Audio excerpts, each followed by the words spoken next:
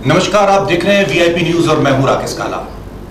आज के जनसदन का मुद्दा है देवस्थानम पर घमासान और इसी विषय पर चर्चा करने के लिए दो खास मेहमान हमारे साथ बैठे हुए हैं। आइए सबसे पहले उनका परिचय आपसे करा देते हैं। संजीव वर्मा जी वरिष्ठ भाजपा के नेता हैं। संजीव जी, आज की इस चर्चा में वीआईपी न्यूज चैनल आपका स्वागत करता है। और अनिल गुप्ता जी कांग्रेस के वरिष्ठ नेता हैं। अनिल जी, आज की इस चर्चा में आपका स्वागत है। आपको बताते चले कि तीर्थ पुरोहितों का कहना है कि देवस्थानम जो बोर्ड सरकार ने बनाया है, कहीं ना कहीं वो उसका विरोध कर रहे हैं। 58 दिन हो गए उनको धरने पे बैठे हुए।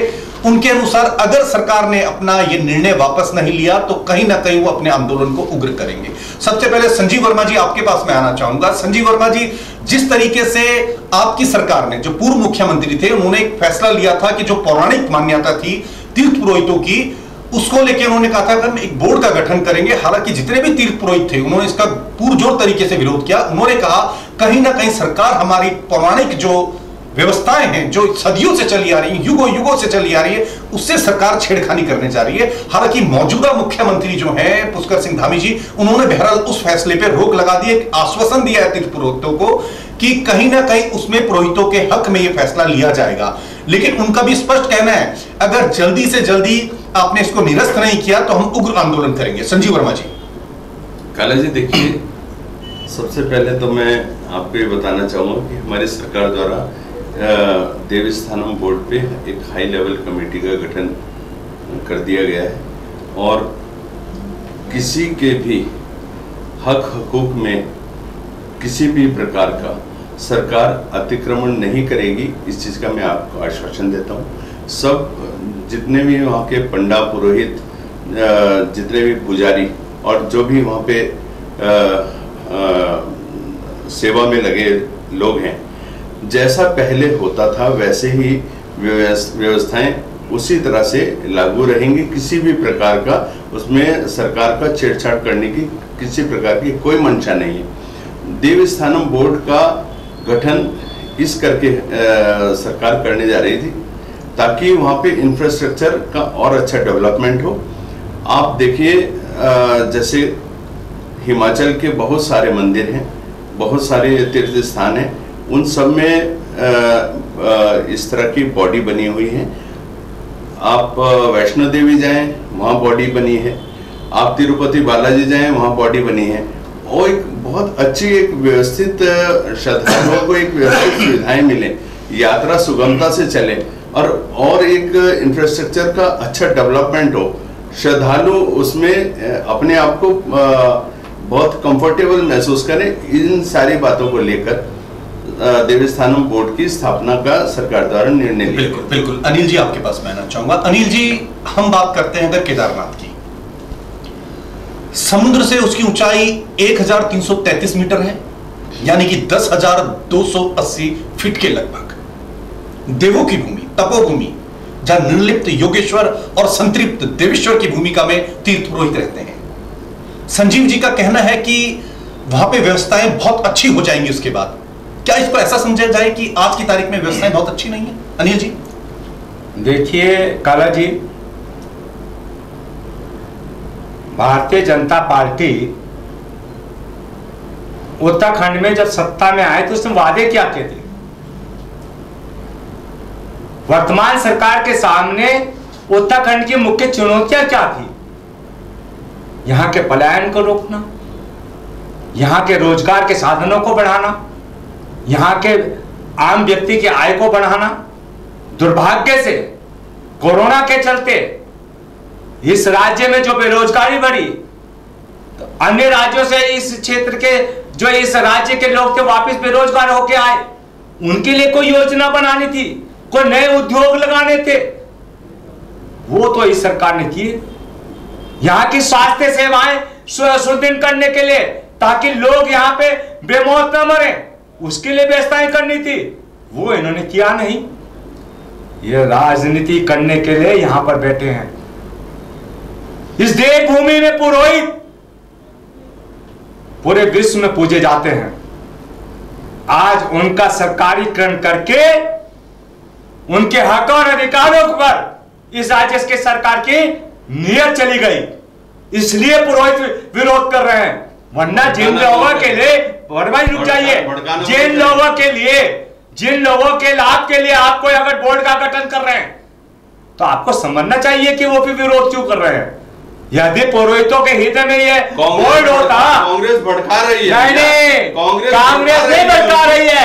आपने 3 मुख्यमंत्री बदल दिए, एक मुख्यमंत्री ने कुछ कहा, दूसरा मुख्यमंत्री ने कुछ कहा और तीसरा मुख्यमंत्री अब कुछ कह रहा है।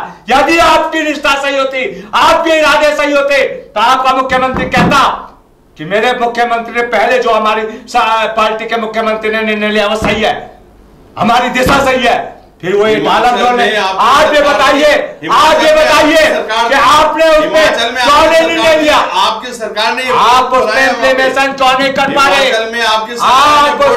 अरे आप उस पर इम्प्लीमेशन क्यों नहीं कर पा रहे, ये बताइए। बिल्कुल बिल्कुल, एक पर्स ले लेते हैं संजीव वर्मा जी से इसी बीच। संजीव वर्मा जी, संतोष त्रिवेदी तीर्थ पुरोहित, उन्होंने अपने खून से एक पत्र लिखा है प्रधानमंत्री नरेंद्र मोदी जी को। लगता नहीं कि एक तीर्थ पुरोहित को क्या जरूरत पड़ेगी अपने खून से पत्र लिखने की। उनको कहीं ना कहीं महसूस हुआ होगा जब मेरी सुनवाई नहीं हो रही तो मैं अपने खून से इस तपोभूमि देवभूमि की रक्षा के लिए एक पत्र लिखता हूं।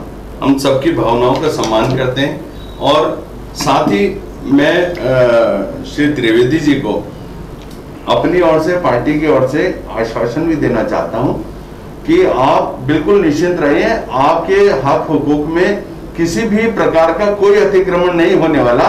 मिल बैठ के सरकार और जितना पंडा समाज है, हम सब मिल बैठ के एक दूसरे की बातों को सोचते हुए, समझते हुए, जो भी जैसा आप एक हमारा कॉमन प्रोग्राम होगा उसे उन सब चीजों को ध्यान में रखते हुए हम इसमें आगे बढ़ेंगे। कब करेंगे? 2022 के बाद, 2022 फरवरी के बाद हाई लेवल अभी करिए ना, इसके 2022 से पहले करिए। लेवल कमेटी बैठ गई है, वो जब अपना निर्णय देगी उससे पहले तक पूरा, तब तक तो मान्यवर आचार संहिता लग जाएगी। उससे पहले तक आचार संहिता के बाद कोई निर्णय नहीं ले सकेंगे।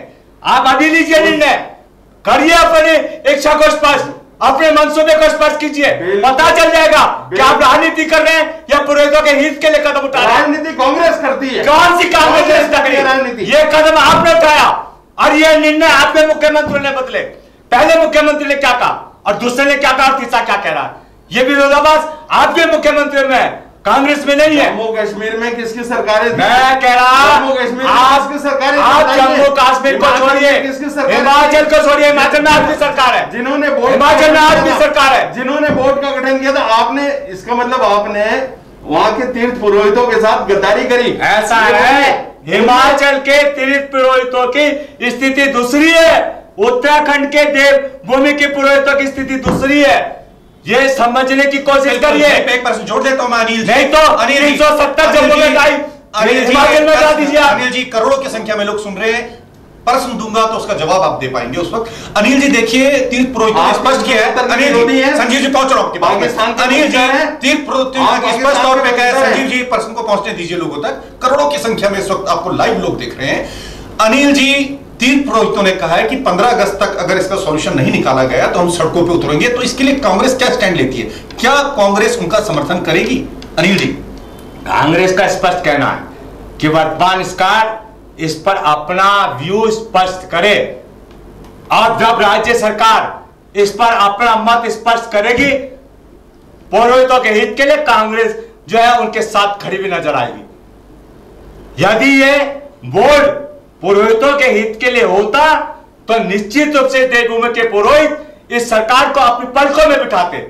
कहीं ना कहीं जब खून तक से लेटर लिखे जा रहे हैं, पत्र लिखे जा रहे हैं, ये इस बात का संकेत है कि कहीं ना कहीं पुरोहितों के हितों पे चोट पहुंचाई जा रही है, उसके आत्मसम्मान पर चोट पहुंचाई जा रही है। इसमें पुरोहितों का हित देखा जाएगा या पब्लिक का हित देखा जाएगा? अनिल जी देखिए, मंशाएं दो हैं, पुरोहितों के हित के लिए बनाया आपने या फिर पब्लिक के हित के लिए बनाया, ये भी स्पष्ट कर दीजिए। जब आप कह रहे हैं कि पुरोहितों के हितों के लिए बनाया तो हम पुरोहितों के हितों को देखेंगे कि पहले उनका हित जो है स्पष्ट हो रहा है नहीं हो रहा। बिल्कुल। संजीव जी, आपके पास आ जाता हूं। संजीव जी देखिए, 58 दिन कम दिन नहीं होते और उसमें वो भी जो इस देवभूमि तपोभूमि के लिए दिन रात प्रार्थना करते हैं, खुशहाली के लिए प्रार्थना करते हैं, 58 दिन हो जाते हैं उनको धरना दिए हुए। अपनी मांग सरकार तक पहुंचाना का वो प्रयास करते हैं। अपने वक्तव्य में जिस तरीके से अनिल जी ने कहा कि 4.5 साल में 3-3 मुख्यमंत्री बदल जाते हैं और उनके वक्तव्य अलग अलग होते हैं, तो किस पे वो स्टैंड लेंगे? क्या देवस्थानम बोर्ड को वो कंटिन्यू रखेंगे या इसको खारिज करेंगे? संजीव जी। काले जी देखिए, हमने तो कह दिया कि हम खत्म कर देंगे हमारी सरकार आएगी तो।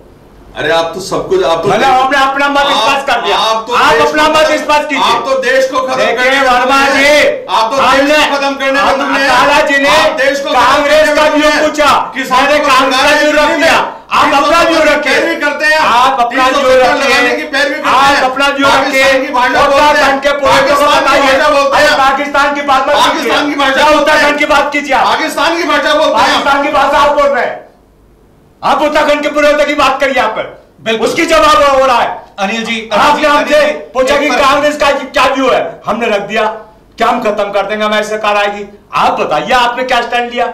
अनिल जी एक प्रश्न दे देता हूं, उसके बाद लौट के संजीव जी आपके पास आता हूं। अनिल जी, लगता नहीं कि कहीं ना कहीं सरकार 125 रेलवे ट्रैक पे काम कर रही है, 115 करोड़ के आसपास ऑल वेदर रोड के लिए दिया है जो ऋषिकेश से शुरू होती है, 32,000 करोड़ रुपए उत्तराखंड की रोड के लिए दिया। इनके मंत्री, इनके केंद्रीय मंत्रियों ने क्या राय स्पष्ट करी है वो सार्वजनिक हो चुकी है। इनके मंत्री क्या कह रहे हैं उनके वक्तव्य सुन लीजिए। इनसे हमसे क्या पूछे उसका जवाब आपको खुद मिल जाएगा कि वेदर रिपोर्ट 3 मुख्यमंत्रियों ने क्या कहा।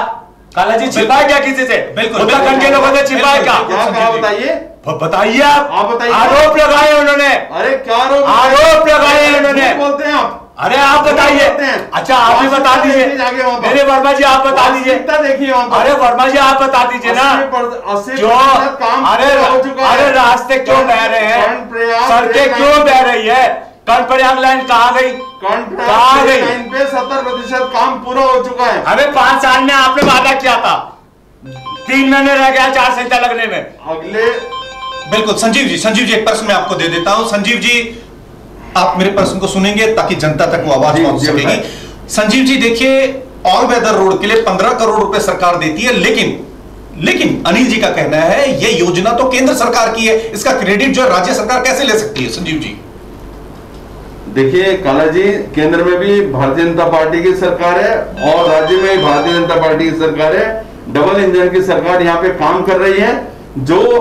जो काम केंद्र सरकार ने किया और जो काम राज्य सरकार ने किया उसका जो भी लाभ मिला, उत्तराखंड की जनता को लाभ उसका मिल रहा है। तो ये तो एक अपनी एक क्या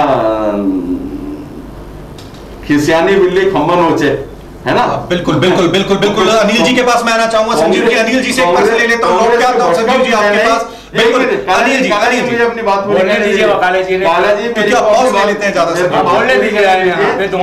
अभी अनिल जी ने मेरे को बोला कि यहाँ की स्वास्थ्य व्यवस्था, जिस समय आप 2017 में आपने सत्ता सौंपी थी हमको, भारतीय जनता पार्टी को, लचर और लाचार स्वास्थ्य व्यवस्था थी। अच्छा। ना डॉक्टर थे, ना मशीनरी थी, डॉक्टर की भर्ती करी आपने, थे ना आईसीयू थे। हमने वेंटिलेटर्स की कितने वेंटिलेटर आए, हर किस किस्म के आए। जो आपका मुख्यमंत्री कह रहा है, आपका मुख्यमंत्री कह रहा है वर्तमान फंड से कि हम भर्ती करने जा रहे, भर्ती नहीं हुई, आपने एक भर्ती नहीं करी। और जो भर्तियां हुई वो कांग्रेस के कार्यकाल में इंटरव्यू देते, उनके कार्यकाल में परीक्षाएं हुई थी। वेयर हाउसेज में आपने कोई नहीं करा भर्ती, सड़ने के लिए छोड़ दिया। आपने एक हॉस्पिटल खोला, बताओ 24,000 पद। अरे आपने एक हॉस्पिटल खोला, सृजित किए। आपने पहाड़ों में एक भर्ती करी, बिल्कुल डॉक्टर कौन सी करी बताओ? डॉक्टर कौन से हॉस्पिटल में करी? 3 गुने डॉक्टर हमने कहां से? आपका मुख्यमंत्री झूठ बोल रहा है, फिर आपका मुख्यमंत्री झूठ बोल रहा है। आज हर चिकित्सालय के अंदर पर्याप्त डॉक्टर हैं, पर्याप्त नर्सेज हैं। तो आपके मुख्यमंत्री ऐसा क्यों बोल रहे? बिल्कुल, इसमें अनिल जी एक प्रश्न ऐड कर देता हूं संजीव जी के साथ। संजीव बताइए ना, आपका मुख्यमंत्री मेरा प्रश्न आप तक पहुंच जाए। संजीव जी मैं प्रश्न को ऐड कर देता हूं। संजीव जी, आपने कहा कि कांग्रेस ने हमें सत्ता सौंपी, आपको सत्ता सौंपी या बहुत बड़ा मैंडेट 57 का आप जीत के आए हैं। संजीव जी अपने वक्तव्य में आपने कहा नहीं, कांग्रेस ने सत्ता सौंपी से मतलब है कि जब आप हार गए तो सत्ता का हस्तांतरण हुआ ना। चलिए इसी को मैं स्पष्ट करना चाहता था। अनिल जी के आपके पास आऊंगा। अनिल जी, क्या कारण रहा कि 2017 में इतना बड़ा मैंडेट लेके बीजेपी आती है? कहीं ना कहीं उनकी रीति नीति को लोगों ने पसंद किया होगा, तभी इतना बड़ा मैंडेट दिया। एक नया जो सिचुएशन उन्होंने क्रिएट की है, जिस तरीके से, जिस संजीव जी मैं पास पूरा अनिल जी, क्या कारण रहा कि इतना बड़ा मैंडेट यहां पे बीजेपी को मिला 2017? निश्चित रूप से हमसे कुछ गलतियां हुई होंगी, हमसे कुछ कमियां हुई होंगी, या हम अपने कार्यों को जनता तक पूर्ण रूप से नहीं पहुंचा पाए होंगे। कहीं ना कहीं कोई कमी रही होगी, उसका उसकी सुन लीजिए। और मैं नहीं सुन लीजिए मेरी बात, मेरी बात सुन लीजिए। मैं उसी बात को दोहरा रहा हूं कि हम हारे क्यों, हम हारे क्यों, हम हारे क्यों, उसका जवाब दे रहा हूं। आप सुनने का मादा रखिए। बोलिए। हमसे निश्चित रूप से कोई गलतियां हुई होंगी, तभी जनता ने हमें नकारा। हो सकता है कि भारतीय जनता पार्टी ने जो लोहाने सपने दिखाए, उसमें जनता जो है झांसे में आई। कुछ ना कुछ तो वजह रही, हमने उसमें चिंतन किया है और चिंतन करके हम आगे बढ़े हैं, मजबूती के साथ बढ़े हैं आगे। हमने और अन्य चुनावों में बेहतर प्रदर्शन किया है और 2022 का चुनाव, अरे अपनी लड़ाई का जो परिणाम है वो 2022 का परिणाम आपको सबक सिखा देगा, सबक सिखा देगा। पहले अपने घर की लड़ाई शांत कर लीजिए, फिर हमारे घर में कोई लड़ाई नहीं है, फिर 2022 के सामने कौन सी लड़ाई? आप अपने घर की लड़ाई देखिए कि आपको केंद्रीय मंत्रिमंडल में बदलाव करना पड़ रहा है, 3 दिन मुख्यमंत्री बदलने पड़ रहे हैं। प्रीतम सिंह दौड़ते हैं, एक तरफ हरीश रावत जी दौड़ते हैं। अरे प्रीतम सिंह हमारे सम्मानित प्रतिपक्ष नेता हैं, हरीश रावत जी हमारे चुनाव समिति के अध्यक्ष हैं। लेकिन आप बताइए, आपके मुख्यमंत्री क्या बने? प्रीतम सिंह जी ने बोला था मुख्यमंत्री के आप ये बताइए, आपने मुख्यमंत्री क्या बने? अनिल जी, 4 महीने के अंतराल में। अनिल जी, बिना प्रश्न के अगर उत्तर होंगे तो हम अपने मुद्दे से भटक जाएंगे। हम बात कर रहे हैं देवस्थानम बोर्ड की। यहाँ पे तीर्थ पुरोहितों का दर्द हम यहाँ पे बांटने की कोशिश कर रहे हैं। तीर्थ पुरोहित सरकार से प्रश्न कर रहे हैं कि ऐसी क्या वजह थी कि जो पौराणिक परंपराओं से छेड़खानी करनी पड़ी, देवभूमि के लोगों से छेड़खानी करनी पड़ी, तपोभूमि के लोगों से छेड़खानी करनी पड़ी। संजीव जी, सीधा प्रश्न आपसे बनता है कि जो अपने का हाई लेवल कमेटी, उस पर क्या कार्य हुआ? क्या वो 15 अगस्त से पहले अपना निर्णय ले लेगी? तीर्थ पुरोहितों को यहां पर छूट दी जाएगी, जिस तरीके से संतोष त्रिवेदी ने खून से प्रधानमंत्री जी को अपना पत्र लिखा? संजीव जी।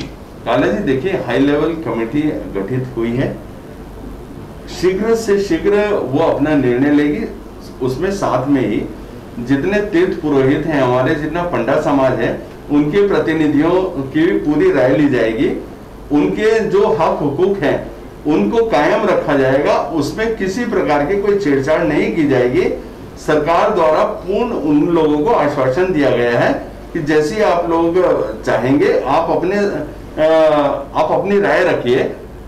हो सकता है उन सब चीजों को साझा करते हुए जो भी निर्णय आएगा उस निर्णय के आधार पर हम आगे बढ़ेंगे। बिल्कुल। अनिल जी, आपके पास आता हूं। अनिल जी, देखिए, स्पष्ट तौर पे इनका कहना है कि उनके हक हुकूक का ध्यान रखा जाएगा। और आपने एक प्रश्न उठाया कि 4.5 साल में 3 मुख्यमंत्री बदल दिए गए। मुद्दा यह नहीं है कि कितने मुख्यमंत्री बदले गए, मुद्दा यह है कि भ्रष्टाचार का आरोप किसी पे नहीं लगा। अनिल जी, मैं तो पहले कह रहा हूं, इनके खुद मंत्री आरोप लगा रहे हैं। निशंक जी जब केंद्रीय मंत्रिमंडल थे तो कुंभ को लेकर उन्होंने कहा मेरा सपना चकनाचूर हो गया। किसी से छिपा नहीं, डिबेट में भी कहा, मीडिया में भी कहा, उसका प्रूफ देने की कोई जरूरत नहीं है। आपने वेदर रोड की बात करी, इनके केंद्रीय मंत्री आकर कह गए जो केंद्रीय योजना थी। अब बात वहीं आ रही है, ये कह रहे हैं कि हाई लेवल मीटिंग बिठा दी है, वो अपना निर्णय लेगी। हम तो कह रहे हैं काम निर्णय लीजिए। अगर आप पुरोहितों के हित की बात, आप पुरोहितों के हितों की बात कर रहे हैं तो उन्हें मनाइए। दो फ्लाईओवर निर्णय लीजिए।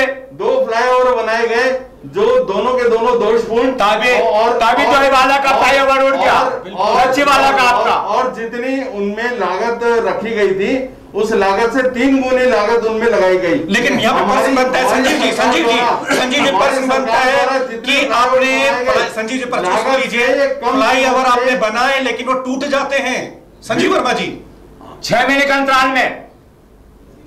संजीव जी, आपका जवाब का इंतजार कर रहे हैं। हरिद्वार के घाट टूट गए। काला जी देखिए, कोई एक्सीडेंट की वजह से, ये एक्सीडेंट की वजह से नहीं टूटा, बारिश से टूटा है। कोई एक्सीडेंट की वजह से टूट गया हो तो ये अच्छी वाला पुल क्या एक्सीडेंट से टूटा?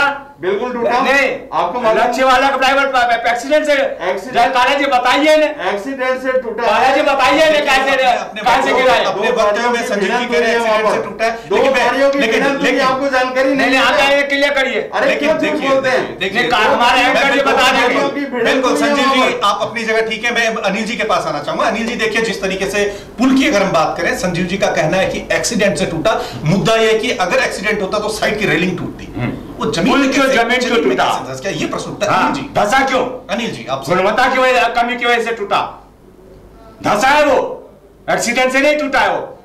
हरिद्वार के घाट 5-5 किलोमीटर उड़ गए। अरे वो भी एक्सीडेंट से उड़ गए। अरे किसकी बात कर रहे हो भाई? अरे भैया अभी 2 महीने पहले की बात है। सामने झूठ बोल। अरे अभी 2 महीने पहले की बात है यार, शर्म करो। अरे 2 महीने की पहले की बात है यार। कैमरे के सामने झूठ बोल। अरे मैं अगर झूठ बोल रहा हूँ, करो यार। अरे मैं झूठ बोल रहा हूँ, हरिद्वार की जनता देख रही होगी ना, मुझे दोषी ठहराएगी, वरना आपका जवाब भी सुन रही है वो। बिल्कुल संजीव हरिद्वार की जनता आपका जवाब भी सुन रही है। बिल्कुल संजीव जी आपके पास आना चाहूंगा। संजीव जी देखिए, मुद्दा ये नहीं कि पुल किस चीज से टूटा, चाहे एक्सीडेंट से टूटा, चाहे एक्सीडेंट से पुल टूटा है क्या, जो भी खामी रही होगी। हालांकि सरकार ने उसको बाद में रिपेयर किया है, वहां पे ट्रैफिक इस वक्त चालू हो चुका है। लेकिन मुद्दा बार बार हम अपने टॉपिक पे आते हैं, देवस्थानम बोर्ड की हम बात करते हैं। 15 अगस्त से पहले अगर निर्णय नहीं लिया गया, हाई लेवल कमेटी इस पर निर्णय नहीं लेती, तो पुरोहित लोग, तीर्थ समाज जो देवभूमि तपोभूमि के लिए काम कर रहे हैं, वो सड़कों पे उतरने के लिए मजबूर होंगे। संजीव वर्मा जी। काला जी देखिए, आपके माध्यम से मैं जितने हमारे तीर्थ पुरोहित हैं, मैं आपको सह सम्मान हाथ जोड़ के आपसे निवेदन भी करता हूं, कृपया थोड़ा धैर्य से काम लें और सरकार आपके हित में जो भी निर्णय लेगी, सरकार आपके हित में निर्णय लेगी। सभी का ध्यान पूरा रखा जाएगा। आपके किसी भी प्रकार के हक हुकूक में सरकार किसी भी प्रकार का अतिक्रमण नहीं करने जा रही है। बिल्कुल बिल्कुल, समय की अपनी सीमा है। संजीव वर्मा जी, अनिल गुप्ता जी, आप दोनों ने वीआईपी न्यूज चैनल की आज की चर्चा में भाग लिया, इसके लिए आप दोनों का बहुत बहुत शुक्रिया। हम बात करते हैं देवस्थानम बोर्ड की, खासकर अगर केदारनाथ की हम बात करें, ऊंचाई सी लेवल से 1333 मीटर यानी कि 10,280 फीट की ऊंचाई पे है, जहां तीर्थ पुरोहित अपने समय का अर्पण तर्पण करके इस देवभूमि की रक्षा के लिए प्रार्थना करते हैं। सरकार कहती है कि हाई लेवल कमेटी का गठन हमने कर दिया, जल्दी से जल्दी निर्णय लिया जाएगा। तीर्थ पुरोहित कहते हैं कि अगर 15 अगस्त से पहले फैसला नहीं आया तो तीर्थ समाज, तीर्थ पुरोहित सड़कों पर उतरने के लिए मजबूर होगा। तीर्थ पुरोहित संतोष त्रिवेदी जी खून से प्रधानमंत्री को पत्र लिखते हैं। देखते रहिए वीआईपी न्यूज। नमस्कार।